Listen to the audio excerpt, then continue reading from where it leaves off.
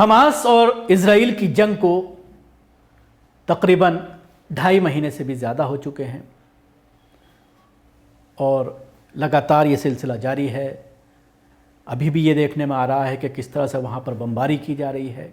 लेकिन पिछले 3-4 दिनों के अंदर या एक हफ्ते के अंदर जिस तरह से अमेरिका कहीं ना कहीं बैकफुट पर आया है और अभी जो रिपोर्ट्स सामने आ रही हैं, अमेरिका के राष्ट्रपति लोगों के अंदर से एतमाद खोते जा रहे हैं। अगले साल अमेरिका में राष्ट्रपति इलेक्शन है। ऐसे में जो बाइडन क्या दोबारा से राष्ट्रपति कैंडिडेट के तौर पर उनकी पार्टी कांग्रेस जो है वो उनको चुन पाएगी, ये एक बड़ा सवाल और जो बाइडन की साख पर कहीं ना कहीं बट्टा लगता हुआ नजर आ रहा है। जिस तरह से वो खुल करके इजराइल के साथ खड़े हैं, हमास को जिस तरह से नेस्त नाबूद करने की बार बार उनसे के जरिए बात कही जाती है, लेकिन उसकी जगह जिस तरह से आम नागरिकों को इजराइल के जरिए निशाना बनाया जा रहा है, हमास बार बार यह कह रहा है कि हम तक तुम कभी नहीं पहुंच पाओगे।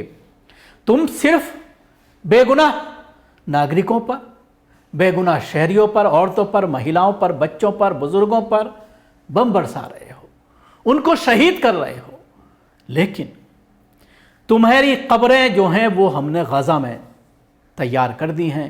और उसका नतीजा यह है कि लगातार इस तरह के वीडियो पिछले काफ़ी दिनों से, एक हफ्ते से ख़ास तौर से सामने आ रहे हैं, जिसमें कहीं ना कहीं इजराइल की नाकामी, इजराइल की बौखलाहट, इजराइल का सफाया, यहां से भागते हुए फौजी, इस तरह के वीडियो लगातार सोशल मीडिया पर सामने आ रहे हैं।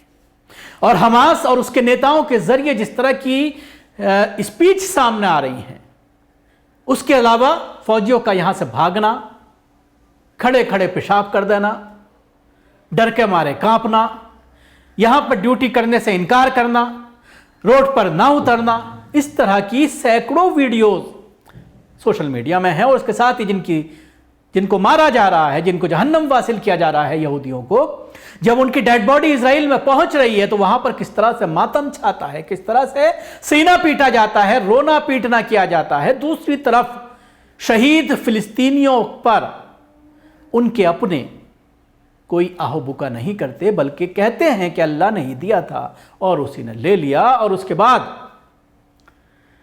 अल्लाह और रसूल को हाजिर नाजिल जानकर यह कहते हैं कि देखिए हमने अपना काम कर दिया, अब हमें भी अपनी राह में आप जो है इस्तेमाल कर। लेकिन दूसरी तरफ डर है, खौफ है, परेशानी है और लगातार इस तरह की वीडियोस जब सामने आ रही हैं तो कहीं ना कहीं इजराइल में इस पूरे मामले को लेकर तो लगातार आवाज उठ रही है। नेतन्याहू भी परेशान है। बौखलाहट में अचानक हमले तेज कर दिए जाते हैं, फिर अचानक फौज वापस बुला ली जाती है, फिर दोबारा भेज दी जाती है। तो समझ नहीं पा रहे हैं कि आखिर करना क्या है। अमेरिका भी परेशान है, क्योंकि अमेरिका के जितने इत्तेहादी इस पूरे मामले में खड़े हुए थे, जब मामला यमन पर आया तो एक एक करके सबने साथ छोड़ दिया और किसी ने भी अपनी फौज, बर्री फौज जो है वो समंदर में नहीं भेजी। ऐसे में इस्लामिक प्रतिरोध आंदोलन हमास की राजनीतिक शाखा के एक वरिष्ठ सदस्य ओसामा हमदान ने कहा है कि कब्जे वाली इजरायली सेना गजा पट्टी में अपने आक्रामक लक्ष्य को हासिल करने में नाकाम रहा है। जब तक गाजा के खिलाफ आपराधिक आक्रामकता बंद नहीं हो जाती, तब तक कब्जे वाले कैदियों के संबंध में कोई बातचीत नहीं होगी। क्योंकि इजराइल चाह रहा है, 1 हफ्ते की जंगबंदी का ऑफर इजराइल की तरफ से किया गया है और यह कहा है कि 32 नागरिक हमारे छोड़ दिए जाएं। शायद वो 32 नागरिक वो होंगे जो बहुत अहम होंगे, उनकी लिस्ट देकर के उनको छुड़ाना चाहता है।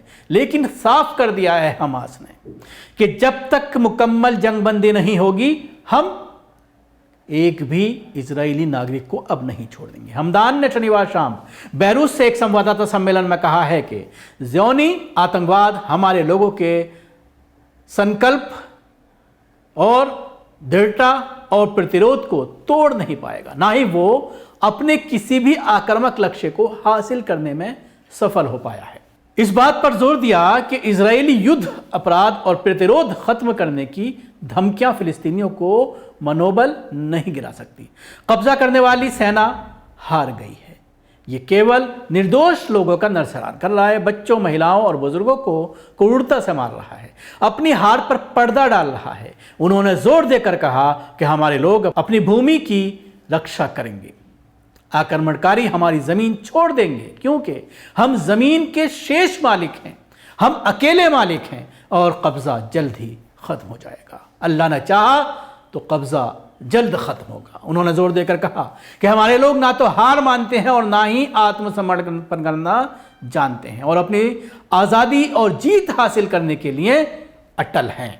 उसामा हमदान ने कहा है कि ज़ियोनी आधिपत्य, अमरीकी समर्थक और हथियारों के साथ गाज़ा पट्टी में हमारे फिलिस्तीनी लोगों के खिलाफ 78वें दिन भी अपना नरसंहार युद्ध जारी रखे हुए हैं और दुनिया इस आक्रामकता को रोकने में पूरी तरह से नाकाम रही है।